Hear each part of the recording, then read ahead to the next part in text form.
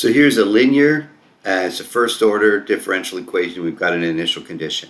And when I look at this, this y prime equals 2y plus 3, we could, I mean, it is separable, right? If I wrote the y prime as dy dt, I could put all the y's on the y side to integrate. There are no t's on the other side, so integrate 1. We could solve it as a separable equation. We could also move that 2y over to the other side and get y prime plus py equals q, and our integrating factor would be e to the integrate p. We'd multiply through by e to the minus 2t and integrate both sides. So we could totally solve it with those two methods. What I want to do though is I want to use it as an illustration of Laplace transforms. So here's our definition then of a Laplace transform. Whenever we're transforming a function, we integrate from 0 to infinity. We integrate e to the minus st times that function.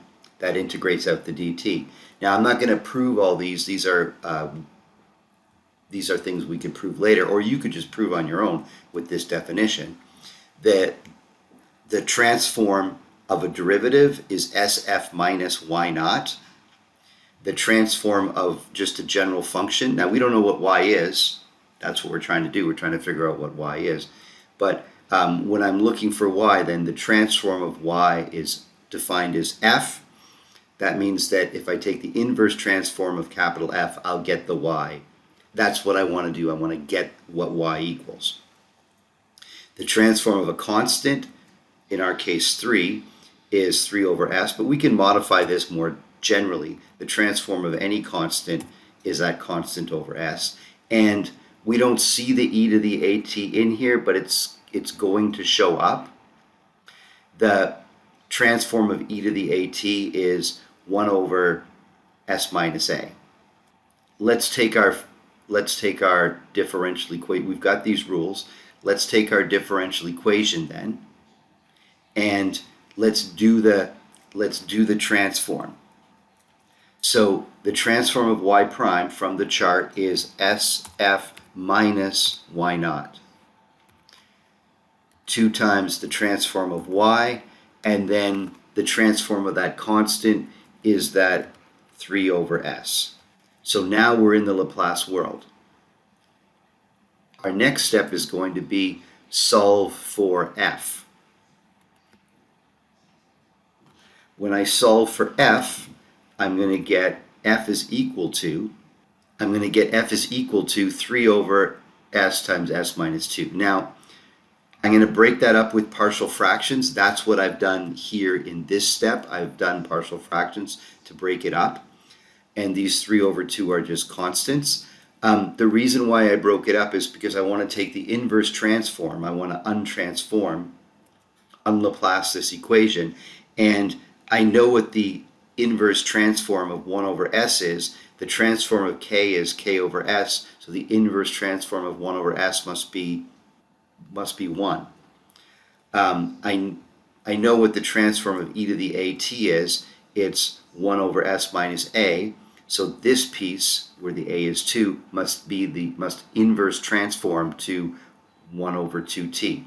So now I'm going to take, so I broke that up into partial fractions. I'm going to get rid of that. That's the piece that I want. Now I'm taking the inverse transform of both sides. The transform of y is f, so the inverse transform of f is y. The transform of e to the 2t would be 1 over s minus 2, so the inverse transform is e to the 2t. The transform of 1 over s is 1. The inverse transform of 1 over s is 1, so there I've inverse transformed it. So now here's there's my answer. And it shows up with the constants already in there. Check, if I make t equal to 0, e to the 0 is 1, I get 3 over 2 minus 3 over 2. It goes through the origin, 0, 0.